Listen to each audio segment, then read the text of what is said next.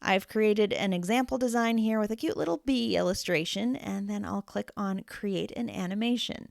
Now I can select and drag the element around my design canvas to create my custom animation. When I do that, you'll see this purple dotted line appear that shows the animation path. Then I can adjust the movement styles and the speed, and I can add motion effects. So let's choose wiggle, and then I can adjust the intensity. If you want to get rid of the animation, click on Delete Path, or to save it, click on Done. Then you'll be able to download this design as an MP4 movie, and it will look like this.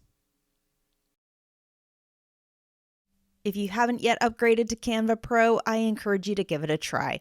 Learn more about how to get a free 45-day trial of Canva Pro at brendacadman.com/45 days.